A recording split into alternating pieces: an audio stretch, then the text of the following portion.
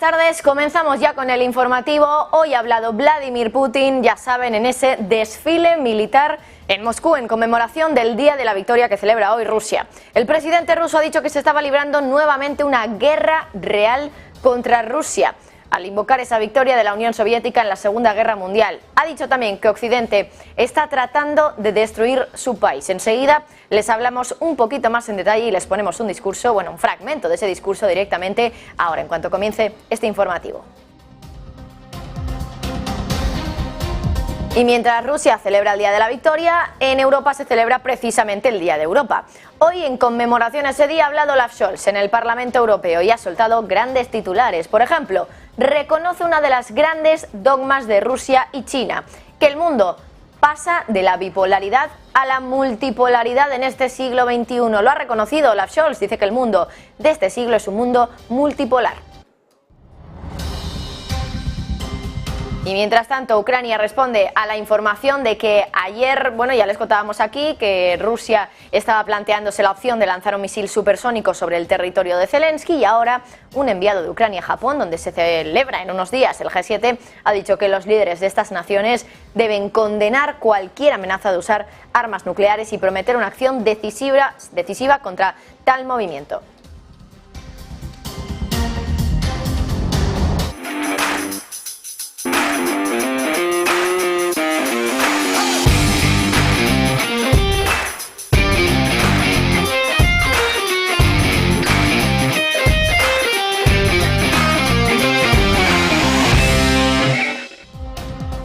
Buenas tardes, hoy Día de la Victoria en Rusia, Día de Europa en el viejo continente. Y en Rusia, comenzamos por ahí. ¿Qué es lo que ha ocurrido hoy? Bueno, pues ya saben que hoy se celebraba ese desfile militar en Moscú, en la Plaza Roja, y allí ha estado presente Vladimir Putin. El presidente ruso ha hablado y concretamente lo que ha dicho es que se está librando nuevamente una guerra real contra Rusia. Bueno, es una de las primeras veces que el presidente Putin directamente utiliza la palabra guerra para hablar de su situación, de la situación de Rusia con Occidente. Como ya saben, hoy se invocaba la victoria de la Unión Soviética en la Segunda Guerra Mundial y ha aprovechado Putin ese discurso para decir que Occidente está tratando de destruir su país. En ese discurso, que por cierto, como digo, ha dado en persona en la Plaza Roja, Putin ha dicho que Rusia quiere ver un futuro pacífico y ha dicho que todo el país está detrás de lo que, ya saben, califican como operación militar especial en Ucrania. Eso sí, Putin también ha dicho que el pueblo ucraniano depende de Occidente y de su cinismo. El pueblo ucraniano depende de los líderes occidentales y de sus planes cínicos. Nosotros en Rusia guardamos la memoria de los defensores de la patria, veneramos a los defensores.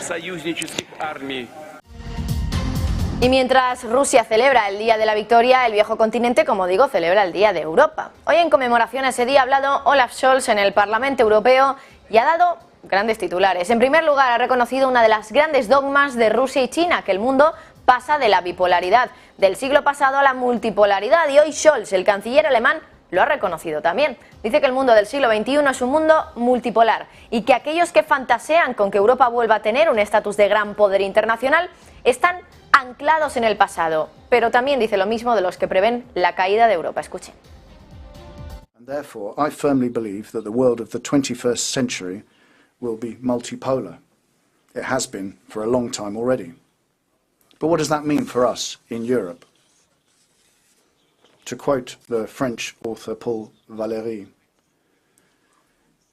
will Europe be what it actually is, a small promontory, a headland of the Asian continent?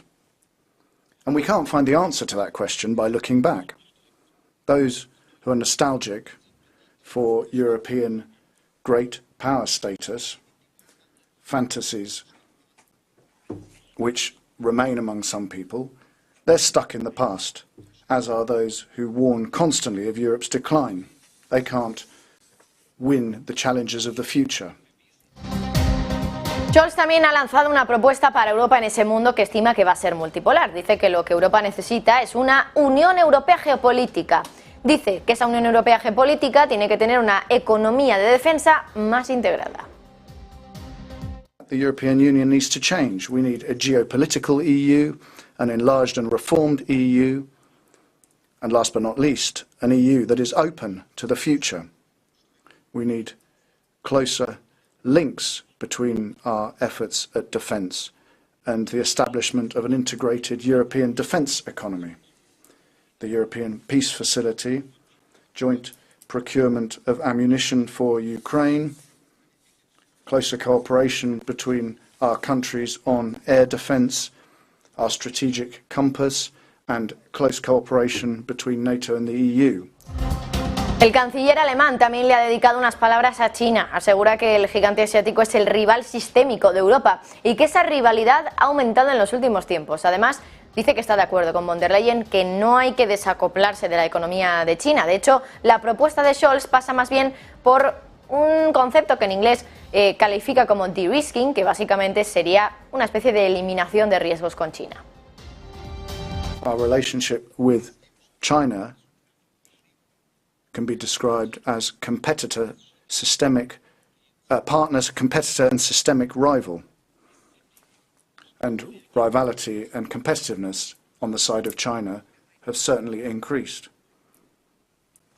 The EU has seen this and is reacting. I agree with Ursula von der Leyen when she says no decoupling, but a smart de-risking is the way to go.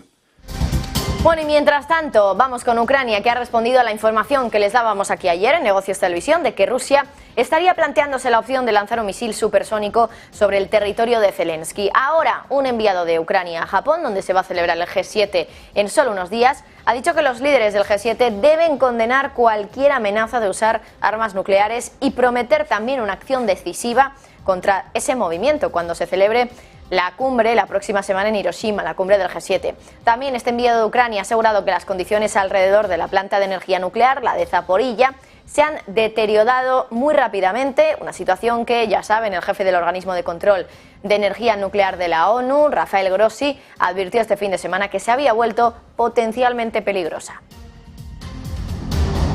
Y mientras Putin habla de guerra, el secretario general de la ONU dice que no ve ninguna posibilidad inmediata de alcanzar un alto al fuego integral porque ambas partes, insiste, están convencidas de que no pueden ganar, bueno, de que pueden ganar más bien y que la otra, en este caso, pues va a ser derrotada. Por lo tanto, Guterres ha hablado en una entrevista con el diario El País y ha dicho que la ONU está centrándose en conversaciones con Rusia y Ucrania para resolver problemas concretos, como por ejemplo la extensión del acuerdo del grano del Mar Negro que vence el próximo 18 de mayo. Y ayer les contábamos que según Ucrania, Rusia había detenido ese acuerdo del grano porque ningún barco se había sumado al acuerdo en las últimas horas. Ya saben que ese acuerdo expira el día 18 de mayo y tampoco tiene pinta de que Rusia vaya a querer extenderlo un poco más. Pues fíjense en esta información que ha dado hoy la agencia rusa TASS. Asegura que Rusia ve una reunión sobre el acuerdo de grano en Estambul el día 11 y 10 de mayo, por lo tanto, ya saben, pues mañana y pasado. Una reunión que por tanto se produciría desde mañana hasta el jueves, donde se trataría una nueva extensión del acuerdo del Mar Negro. Entendemos también que con la correspondiente cesión de ambas partes, que veremos si finalmente se logra.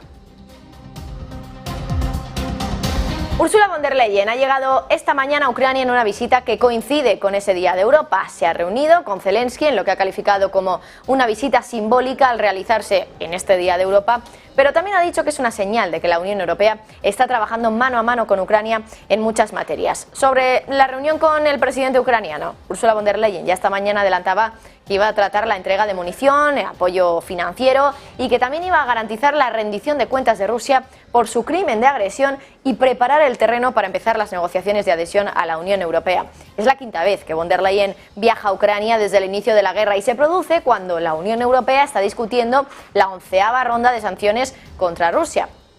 Von der Leyen ha anunciado que en ese paquete la Unión va a dedicarse a evitar la elusión de las sanciones y también a exponer a quienes las esquivan. Escuchamos a von der Leyen. We recently see a growth of highly unusual trade flows between the European Union and certain third countries. These goods then end up in Russia. And this is why, secondly, we are proposing a new tool to combat sanction circumvention. if we see that goods are going from the European Union to third countries and then end up in Russia, we could propose to the member states to sanction those goods' export. This tool will be a last resort, and it will be used cautiously, following a very diligent risk analysis and after approval by EU member states. But there should be no doubt that we work against sanctions circumvention. And the third element in this package is we propose to ban shadow entities from Russia and third countries who are intentionally circumventing our sanctions. So far on the 11th sanctions package. Y tensión entre China y un aliado de Estados Unidos. Canadá ha expulsado a un diplomático chino por supuestamente atacar a un político canadiense. La ministra de Relaciones Exteriores de Canadá ha dicho que había declarado a Zhao Wei persona non grata. Este es el diplomático del que les hablamos. Se le han dado 5 días para salir de Canadá. Desde el gobierno insisten en que no van a tolerar ninguna forma de interferencia extranjera en sus asuntos internos. Es la primera expulsión de Canadá de un diplomático chino en décadas y llega por el informe del Servicio de Inteligencia de Seguridad de Canadá, que dice que el diplomático chino apuntó a Michael Chong, un legislador que patrocinó una resolución en 2021 que declaraba que la persecución de China a su población musulmana uigur era un genocidio. El informe decía que China trataba de obtener información sobre Chong y su familia en China y también aseguraba que la campaña probablemente fue diseñada para hacer un ejemplo de Chong en un intento de disuadir a las personas de tomar una posición anti-China. Más cuestiones. La secretaria del Tesoro, Janet Yellen, se está poniendo en contacto con líderes empresariales y financieros de Estados Unidos para explicarles el catastrófico impacto que tendría un impago de la deuda en Estados Unidos y también en toda la economía mundial, no solo en la estadounidense. Así lo indican hoy fuentes de Reuters. Y es que varios funcionarios de la administración Biden ya han estado en contacto con empresarios sobre la necesidad de presionar a los republicanos para elevar el techo de deuda sin condiciones. La secretaria del Tesoro incluso ha retrasado su viaje previsto a Japón para la reunión de ministros de finanzas del G7 de esta semana. El presidente Biden insiste en que el Congreso tiene el deber constitucional de subir sin condiciones el techo de deuda, que ya saben refleja el dinero federal gastado anteriormente. Hoy, precisamente, a eso de las 4 de la tarde, Biden se reúne con McCarthy, con el presidente de la Cámara de los Representantes, para tratar de alcanzar algún tipo de acuerdo. Y mientras tanto, caída brusca en la importación de China en el mes de abril. Hoy hemos conocido datos de la balanza comercial de China y mientras las importaciones se reducen, las exportaciones suben pero a un ritmo más lento. Esto refuerza los signos de una débil demanda interna a pesar del levantamiento de las restricciones por el COVID, por el coronavirus y la creciente presión también de una economía que ya luchaba frente al enfriamiento del crecimiento mundial. Ya sabemos que la economía de China creció más rápido de lo esperado en el primer trimestre gracias al sólido consumo de servicios, pero la producción de las fábricas se ha rezagado y las últimas cifras comerciales apuntan a un largo camino para recuperar el impulso anterior a la pandemia en el país. Las importaciones de la segunda economía más grande del mundo han caído un 7,9% interanual en abril, extendiendo la caída del 1,4% observado un mes antes, mientras que las exportaciones han crecido un 8,5%, disminuyendo del aumento del 14,8% en marzo. Hablamos de economía porque fíjense en el impacto que está teniendo la inflación desbocada en el Reino Unido. Cerca de 700.000 hogares británicos no han pagado su vivienda en el último mes en medio de la crisis del coste de la vida, según una investigación que se ha publicado hoy. Sergio Fernández. Cerca de 700.000 hogares de Reino Unido no pagaron su vivienda en el último mes en medio de la crisis del coste de vida, según una investigación publicada en el día de hoy. De hecho, 1 de cada 20 inquilinos encuestados por el grupo de consumidores Which dijeron que no habían logrado hacer un pago en el último mes. La tasa de pagos de alquiler atrasados se ha mantenido alta durante el último año, lo que indica que muchos inquilinos luchan por mantener sus casas. Un número significativo de personas tampoco cumplieron con los pagos de su hipoteca en el último mes debido a que las tasas de interés del Banco de Inglaterra siguen subiendo. En general, hasta 2 millones de hogares no cumplieron al menos un pago de su hipoteca, alquiler, préstamo o factura de tarjeta de crédito en el mes de abril. Nos podemos hacer una idea de la situación tan complicada que están atravesando. Las facturas siguen siendo el tipo más común de pago atrasado entre la población en su conjunto, con las facturas de energía en la parte superior de la lista, seguidas por los impuestos municipales. De hecho, casi el 60% de los hogares informaron haber realizado al menos un ajuste para cubrir gastos esenciales como facturas de servicios públicos, costes de vivienda, comestibles, útiles escolares y medicamentos en el último mes. Esto equivale a un total estimado de 16,6 millones de hogares, una auténtica barbaridad. Mientras tanto, se prevé que el Banco de Inglaterra vuelva a subir los tipos de interés el próximo jueves, así que los consumidores van a seguir enfrentando presiones financieras a lo largo de todo este año, a lo largo de todo el 2023, y como vemos, siguen en una situación muy complicada de Reino Unido.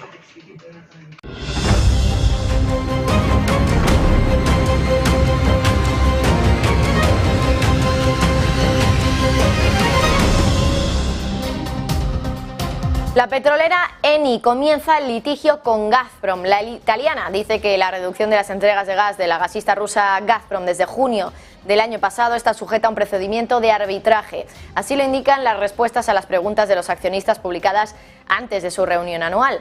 Eni insiste en que sus contratos a largo plazo con Gazprom todavía están vigentes. Italia importaba alrededor del 40% de su gas de Rusia antes de la invasión de Ucrania y casi se redujo a cero en abril de este año. Eni tiene como objetivo reemplazar completamente el gas ruso para 2025. Saudi Aramco, la mayor petrolera del mundo, ha publicado resultados y ha registrado un beneficio neto atribuible de 31.878 millones de dólares, eso para el primer trimestre de este año. Supone una reducción del 19,2% respecto al mismo periodo del ejercicio anterior.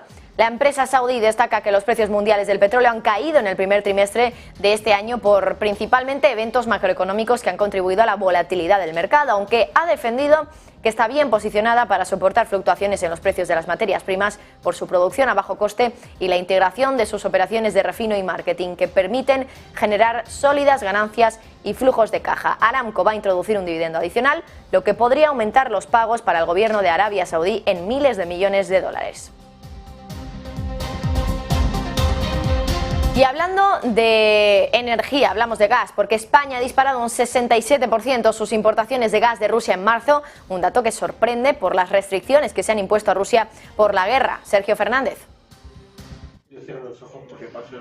Las importaciones de gas natural desde Rusia crecieron un 67% en el mes de marzo. De hecho, el gas natural llegado a España desde Rusia alcanzó los 5.460 gigavatios por hora en el mes de marzo, lo que supone un 66% más que el mismo mes del año anterior, pese a las restricciones impuestas al país presidido por Vladimir Putin tras la invasión de Ucrania en febrero del año pasado. Según las estadísticas de la Corporación de Reservas Estratégicas de Productos Petrolíferos CORES, la participación del gas ruso en el total de las importaciones españolas se situó en marzo en el 14,4%. Como consecuencia, Rusia se situó este mes como el cuarto mayor suministrador de gas a España, bajando un puesto con respecto al mes de febrero. Aún así, se sitúa en este caso por detrás de Estados Unidos, Argelia y Nigeria.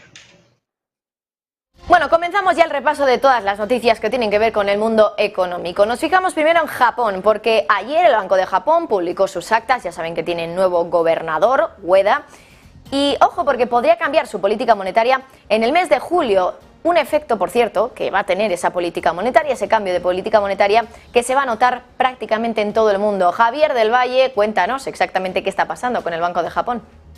Efectivamente, Marta, todo esto viene de conocer las minutas de la reunión que tuvo el Banco de Japón durante hace unas cuantas semanas, donde conocíamos la primera decisión del gobernador Ueda, el nuevo gobernador del Banco de Japón, que sustituye, por supuesto, al antiguo gobernador Kuroda, y donde se esperaba que esta primera reunión, pues en principio no hubiese cambios porque Ueda ya lo había informado así delante del Parlamento japonés, había dicho que en principio iba a mantener el control de la curva de tipos, ahora explicamos brevemente de qué se trata, y iba a mantener sobre todo la política ultralaxa que lleva aplicando Japón en los últimos años, una política expansiva que lo que está intentando ayudar es a expandir la masa monetaria y así que el crecimiento en Japón pues progrese, que sea un ciclo expansivo.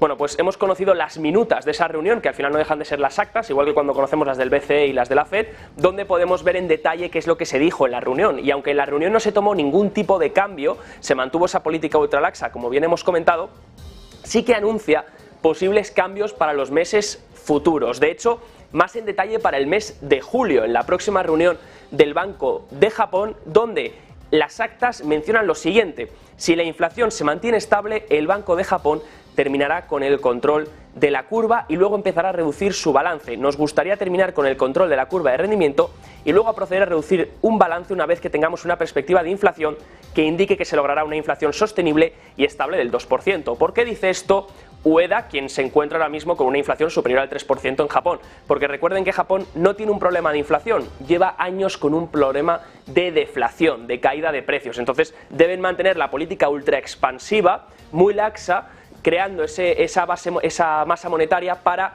intentar hacer que los precios y la economía suban y se mantengan en el 2%, no vuelvan a bajar, porque Japón le tiene mucho miedo también a la deflación que lleva experimentando en los últimos 20 años. Bueno, aquí también hay que tener un control muy fino y hay que hacerlo de forma muy correcta, porque el problema de Japón es que si siguen dejando que la inflación se expanda, puede llegar un momento en el que se añada en el sistema y se quede más pegajosa, como ha pasado por ejemplo en Occidente, en Europa o incluso en Estados Unidos. Eso el Banco de Japón lo sabe y no quiere terminar con un problema de deflación para entrar con un problema de inflación persistente, una inflación pegajosa que se mantenga y que luego sea incluso difícil de erradicar. Es por ello que tienen que empezar a cortar esa política ultra expansiva, pero lo tienen que hacer poco a poco. ¿Qué condicionantes tiene todo esto? Porque eso es lo importante. ¿Cómo afecta este cambio en la política de tipos del Banco de Japón a nivel mundial? Bueno, pues tenemos que entender que si Japón ha estado con unos tipos en mínimos y también cercanos a cero y también con una política ultra expansiva, donde el yen se ha ido devaluando con los años, pues el inversor japonés ha buscado refugio en otros países, ha comprado bonos de otros países. De hecho, en Japón sobre todo son muy propietarios de bonos estadounidenses, tienen mucha posesión de bonos estadounidenses del gobierno estadounidense. Bueno, pues tenemos que entender que si el Banco de Japón cambiase algún tipo de política, por ejemplo este control de la curva, que al final no deja de ser un tope en el control de la curva del 10 años, lo que hace es que cuando rompe el 0,5% el interés, intenta subir del 0,5 en mercado, el Banco de Japón compra bonos para que el interés vuelva a bajar y no rompa ese nivel, y así mantener los intereses en tasas muy bajas. Si eliminan ese control de la curva, posiblemente el interés se dispare, lo que haga que el yen se dispare también y lo que haga que los japoneses vendan sus bonos mundiales y lo empiecen a repatriar a casa. ¿Por qué no empezar a invertir en casa donde te están pagando un interés mayor y donde el yen se está revalorizando y no tienes incluso que perder dinero por estar en otras divisas? Bueno, pues ahí es donde está el movimiento que podría producirse en la deuda mundial, Marta, y por eso es tan importante lo que está ocurriendo en Japón. El yen, por supuesto, al conocer esto de que podría acabar el control de la curva en julio, se ha disparado en el día de hoy. Y de hecho hasta algunas gestoras o bancos como UBS pronostican que cuando el control de la curva termine y el Banco de Japón cambie la política, podría haber subidas del yen japonés de hasta el 10% con respecto al dólar, Marta. Bueno, Javier, y no te vayas porque hablabas de lo que está pasando en Japón, pero también quería centrarme en lo que está pasando en Suecia, ya en otro ámbito, en el inmobiliario, y es que mucho se habla de lo que está pasando en el mercado inmobiliario comercial de los Estados Unidos, pero podría ya estar empezando a contagiarse en Europa, ¿verdad? Efectivamente, tenemos que entender que uno de los problemas que asustan en Wall Street, que a lo mejor ya se ha dicho mucho en los medios de comunicación y la gente lo tiene ya muy presente, pero recuerden, es una realidad. Un montón de préstamos comerciales vencen en 2023 y la pregunta es, con los tipos actuales, si esos préstamos que vencen van a poder refinanciarse. Porque recuerden, los que están en posesión de estos préstamos también están viendo cómo la tasa de ocupación de las oficinas está en niveles mínimos desde la pandemia, porque la gente ha empezado a teletrabajar, se ha vuelto una tendencia más y más popular en los últimos años. Bueno, pues esto parece ser que no solo afecta a Estados Unidos, donde de hecho la banca regional, la banca pequeña, la que está sufriendo en estos últimos meses, es la que también tiene la mayor posesión de estos préstamos comerciales, de estos préstamos CRE, que son sobre todo de oficinas y de hoteles. Bueno, pues en Europa parece ser que también puede haber un problema similar, sobre todo viene por el lado de Suecia. Conocemos que Suecia lleva con un problema inmobiliario muchos meses, de hecho lleva una caída en los precios inmobiliarios muy drástica, una caída de aproximadamente el 15% en los precios de las viviendas residenciales en Suecia, una de las peores del mundo, y por supuesto los desafíos del mercado inmobiliario no terminan ahí, Marta. Si miramos hacia una nueva empresa, que podría ser, como bien decías, el canario de la mina, ¿no? Porque está empezando a hacer cosas como por ejemplo han hecho algunos bancos regionales que han acabado desplomando su cotización. En este caso hablamos de la empresa SBB, el nombre es muy complejo así que me lo voy a ahorrar porque realmente es muy difícil de pronunciar y muy largo, pero si lo definimos el ticker es SBB para quien quiera buscarlo en bolsa, lleva una caída del 16% en el día de hoy en bolsa debido a que propuso un dividendo que va a cancelarlo, no va a poder pagarlo, va a mantener ese dividendo y todavía no lo va a pagar, lo va a retener, y también se ha rebajado su deuda a una calificación basura, una calificación que se denomina en inglés high yield y de deuda basura o de deuda de peor calidad, ¿no? Bueno, pues al igual que otras muchas inmobiliarias suecas, está luchando por refinanciar su deuda y por supuesto esto no está siendo fácil para la compañía. De hecho, Molly Guggenheim, estratega de acciones de Danske Bank en Estocolmo, dice este será otro problema negativo para el sector. Una deuda de 8.100 millones de dólares que tiene SBB, que buscaba retrasar su fecha de pago de dividendos hasta la Junta de Accionistas del próximo año, dicen a más tardar, veremos si no lo acaban eliminando, y donde también dijo que no llevará a cabo la emisión de nuevas acciones de clase D que tenía pendiente hacer por valor de 2.600 millones de coronas, unos 260 millones de dólares. Además, SIP Global ha rebajado la calificación crediticia de su deuda y advierte, no solo la ha rebajado a calificación basura, sino que advierte de que incluso podría haber otra rebaja más. Por supuesto, todo esto a la inmobiliaria no le ha gustado, ha sido un duro golpe y las acciones así lo están reflejando, llevan una caída desde principios de 2022 del 87%, Marta. Bueno, pues mucho se habla de los bancos, de cómo están cayendo, pero ojo también a estas empresas del mundo inmobiliario. Gracias, Javier del Valle. Mientras tanto, miramos a bancos centrales. Hoy Martín Kazaks, miembro del Consejo de Gobierno del Banco Central Europeo, le ha aclarado a los inversores que no deberían contar con que la subida de tipos del BCE va a acabar en julio, que es lo que pronostica la mayoría de economistas.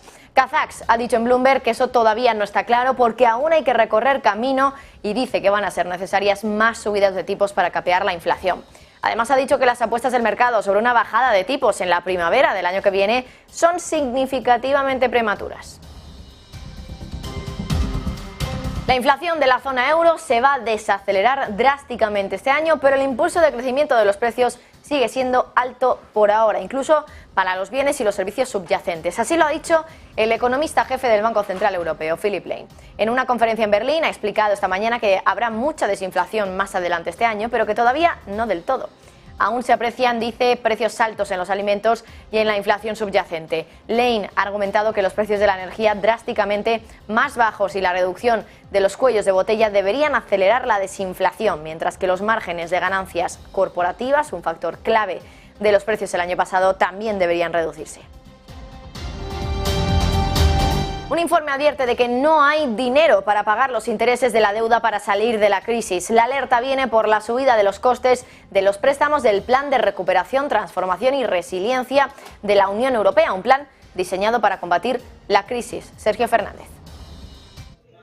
Alerta en la Unión Europea. No hay dinero para pagar los intereses del préstamo para salir de la crisis. La subida de los costes del préstamo del Plan de Recuperación, Transformación y Resiliencia diseñado para combatir la crisis debido al incremento de los tipos de interés y de la inflación ha puesto en alerta a la Unión Europea. Diversos informes y análisis internos ya contemplan la gravedad del asunto y apuntan a que no habrá recursos para pagar una deuda que se ha disparado. De hecho, el presupuesto comunitario de 2024 corre peligro, al igual que algunas partidas prioritarias. Si no se toman medidas, es probable que los crecientes costes de endeudamiento por el plan de recuperación limiten seriamente la capacidad del presupuesto de la Unión Europea para financiar las prioridades y políticas de la Unión y responder a las necesidades emergentes. La subida de la inflación y de los tipos de interés están detrás de esta situación que hace necesario, según admiten algunos eurodiputados, una reforma urgente de las finanzas de la Unión Europea. De hecho, los eurodiputados responsables de este informe, cuyo ponente es el belga Johan van Overveld, del grupo de los conservadores y reformistas europeos, señalan que la invasión de Ucrania ha acelerado la inflación y esto ha provocado una respuesta contrainflacionaria del Banco Central Europeo y el correspondiente aumento sustancial de los tipos de interés. UBS sigue haciendo una remodelación de la cúpula tras comprar Credit Suisse. Ahora va a reemplazar a su director financiero como parte de una revisión más amplia de su equipo de alta dirección. El nuevo CFO va a ser Todd Tuckner va a sustituir a Sarah Youngwood y UBS también ha dicho que el director ejecutivo de Credit Suisse, Ulrich Koerner, va a convertirse ahora en miembro de la junta ejecutiva del grupo UBS tras el cierre de la transacción. El nuevo CEO, Sergio Ermotti, ha dicho que es un momento crucial para UBS, para Credit Suisse y para toda la industria bancaria. Los nombramientos se producen, cuando las dos firmas se embarcan en ese proceso de integración tan complejo que la junta directiva de UBS ha considerado que un acuerdo no era deseable solo unas semanas antes de la boda forzada entre Credit Suisse y UBS. Bueno, y los mercados siguen monitorizando la evolución de los tipos de interés y en muchos casos se esperan recortes de tipos antes de que acabe este año. Los números en los mercados apuntan a un recorte, a una bajada que lleve a los tipos al rango del estado actual de 5,25 a 4,25, 4,50. Sin embargo, hay voces discordantes. Es el caso del banco británico Barclays. Esta entidad cree que la Fed va a mantener tipos altos más allá de 2023 porque desde su punto de vista, si Powell se ve forzado a recortar tipos, significa que el sistema está en una crisis de liquidez tremenda.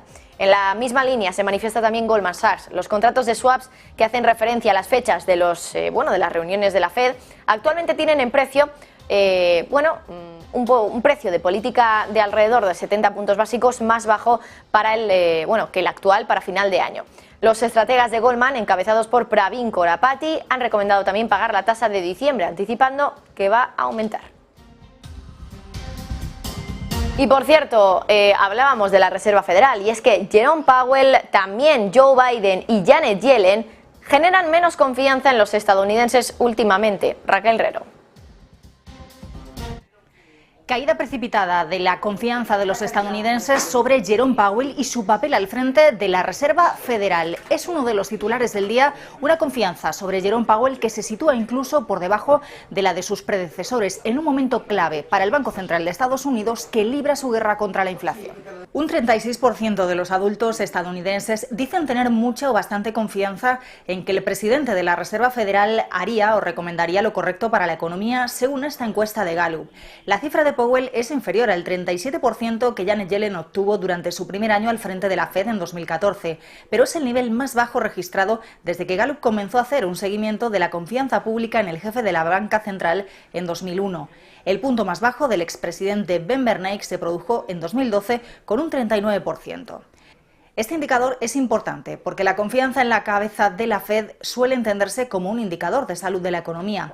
Por ejemplo, en abril de 2020, un mes después del inicio de los confinamientos por COVID-19, la confianza en Powell era del 58%, un nivel que fue el más alto de cualquier presidente de la Fed desde Alan Greenspan en 2004. Las cosas han cambiado en los últimos meses a medida que aumenta la inflación y la Fed sube los tipos de interés afectando a la economía real. Pero estas percepciones sobre la Fed también están teñidas de política. Recordamos que Powell sucedió a Yellen en 2018 durante el mandato de Donald Trump. Goza de la confianza ahora del 60% de los demócratas, pero solo del 21% de los republicanos. Cuando Trump era presidente, la confianza de los republicanos en Powell superaba la de los demócratas en una media de 14 puntos porcentuales. Si miramos más en profundidad a los líderes políticos, el presidente Joe Biden cuenta con la confianza del 35% de los estadounidenses sobre la economía. Es la más baja de cualquier presidente desde que George W. Bush recibiera el 34% durante la crisis financiera de 2008. Y Janet Yellen, ahora secretaria del Tesoro de Biden, tiene un 37%. También es el nivel más bajo para ese puesto desde 2014. La gente está preocupada, la situación económica es cada vez más difícil y la inflación no termina de caer del todo. Muchas personas, según estas encuestas de Gallup y de otros centros de estudio, creen que los responsables económicos, los responsables políticos de Estados Unidos no se dan cuenta de lo grave de la situación, juzgan cada vez con mayor dureza sus actuaciones, creen que no toman las medidas adecuadas. Y seguimos hablando de la Casa Blanca porque mucha atención a la noticia que acaba de llegar a la redacción de Negocios Televisión. Y es que la Casa Blanca habría vetado la entrada de periodistas del New York Post. La pregunta que nos hacemos, por lo tanto, es: ¿está vetando, poniendo en peligro Estados Unidos, la Casa Blanca, la libertad de prensa? Sergio, cuéntanos. Ojo con esta noticia, Marta, porque luego decía mucho de Donald Trump, pero en este caso Biden por lo menos está haciendo lo mismo, y es que The New York Post reveló hace apenas unas horas que la Casa Blanca está impidiendo que sus reporteros asistan a las apariciones públicas de Joe Biden, lo que sugiere, además, que lo hace en represalia que este mismo medio haya informado sobre los tratos extranjeros de sus familiares. De hecho, el New York Post informó de que a pesar de que había 20 sillas vacías, 20 asientos vacíos en el acto que tuvo lugar el día de ayer en el South Court Auditorium, pues que además ha sido la única aparición pública de Biden en las últimas semanas, en este caso el New York Post hizo una solicitud para una credencial de prensa y sin embargo fue denegado. O sea, había 20 asientos vacíos y en este caso no dejaron entrar a The New York Post. El periódico insinuó que esto se debía a que estaba a la vanguardia, encabezaba los informes sobre la computadora portátil de Hunter Biden y los negocios turbios de dinero extranjero, que por cierto todo apuntan a que en este caso van a conllevar una imputación para el hijo de Biden. Es extraño, además, que los encargados de Biden impidieran que entrase en este caso The New York Post o que participe en cualquier evento que tenga lugar, porque es que además Biden de por sí no contesta a ninguna pregunta de los periodistas, o sea que daba un poco igual que estuviesen o que no, pero aún así, quizás como una especie de represalia por las informaciones que está sacando a colación este medio, de New York Post, no le dejan, les impiden entrar a cualquier comparecencia en la que tenga cabida, en la que esté Joe Biden. Una noticia, desde luego, que da mucho miedo porque, como tú decías, Marta, parece que la libertad de prensa en Estados Unidos está en serio peligro.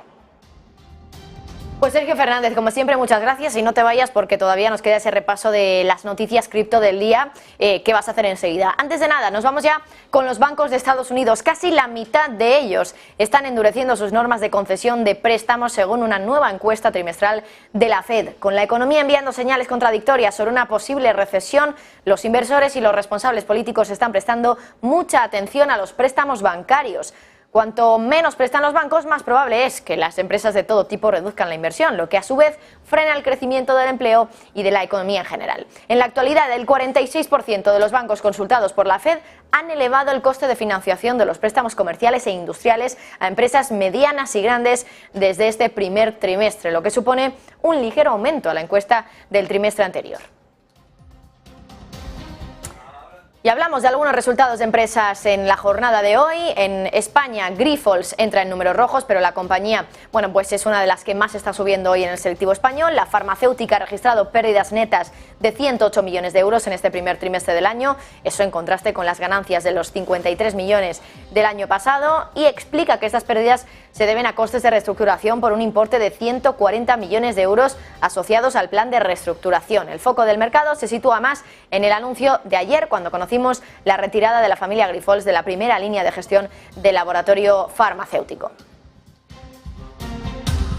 Hablamos también de Endesa porque hoy ha publicado cuentas, presenta un aumento interanual del 76% en su beneficio neto del primer trimestre, cuando la caída de los precios del gas ha ayudado a compensar el impacto del impuesto extraordinario aquí en España. El beneficio alcanza los 594 millones. Endesa explica que el coste del impuesto extraordinario a las mayores empresas eléctricas españolas ha sido de 208 millones de euros en este trimestre, y la empresa ha recurrido ante la Audiencia Nacional ese gravamen temporal del 1,2% sobre las ventas de las eléctricas. Lo considera discriminatorio e injustificado. Y enseguida, a partir de las 3:20 más o menos de la tarde, les hablaremos de los resultados de esta jornada en Wall Street, de cuáles son las cuentas que se cotizan en el día de hoy, como las de PayPal, que se publicaron anoche al cierre de Wall Street, pero que en la jornada de hoy desde luego que van a tener un impacto muy grave en la cotización de la compañía. Pero antes de nada, antes de despedirnos e ir ya con el análisis, tengo ahí a Sergio de nuevo para contarnos cuáles son algunas de las noticias cripto del día. Por ejemplo, la que tiene que ver con Bittrex, el intercambio de criptomonedas, la plataforma de exchange que se ha declarado en bancarrota, y lo hace, Sergio, menos de un mes después de que la SEC le haya acusado de administrar una bolsa no registrada. Una compañía que, por cierto, tiene un estimado de 500 millones a 1.000 millones en activos y pasivos. Cuéntanos.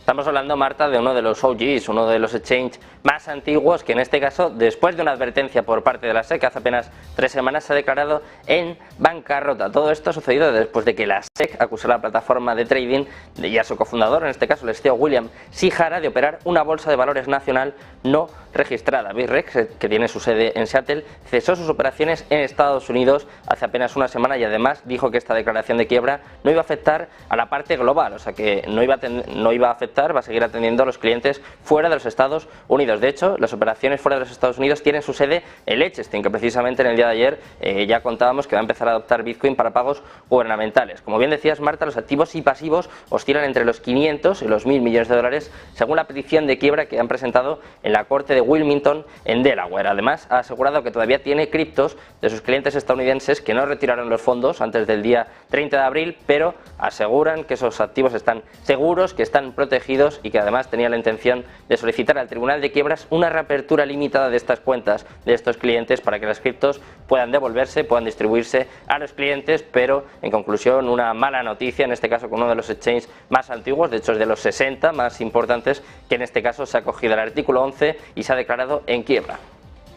Sergio, por cierto, hablando de criptomonedas, el cofundador del fallido FTX, Sam Bankman-Fried, le ha pedido al juez de Estados Unidos que desestime 10 de los 13 cargos penales en su contra por el colapso de su plataforma de exchange.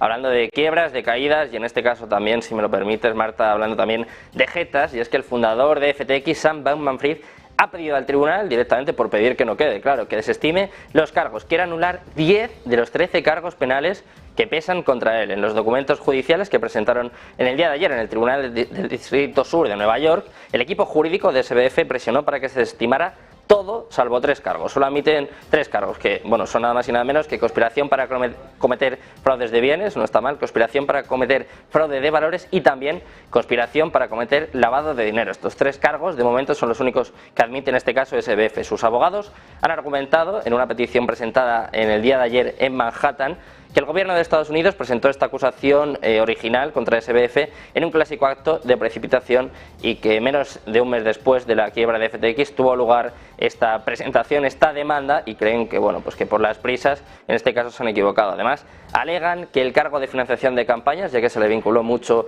en este caso a los demócratas a la campaña de Joe Biden, dice que este cargo debe retirarse porque no estaba incluido en la orden de entrega firmada por el gobierno de Bahamas para su extradición y básicamente, bueno, solo admite que ha cometido fraude de valores, fraude de bienes y también lavado de dinero, pero bueno, que todo lo demás parece que SBF no está de acuerdo. 10 de 13 quiere que lo eliminen, Marta. Bueno, pues no está nada mal, desde luego, la petición. Vamos a ver si se acaba cumpliendo. Sergio, muchas gracias. No te vayas. Vamos a repasar rápidamente los movimientos del mercado. En Europa, que de momento es el mercado que está abierto, vemos caídas. Por ejemplo, el selectivo español se deja ya un 0,7%, 0,99% de caída ya para el CAC 40. El DAX alemán se deja ahora un 0,38%, el Eurostoxx un 0,9%. Caídas en la jornada de hoy, veremos cómo abre Wall Street. Hacemos una pausa y volvemos enseguida con el análisis de todo lo que nos espera esta jornada y lo que hemos tenido esta mañana.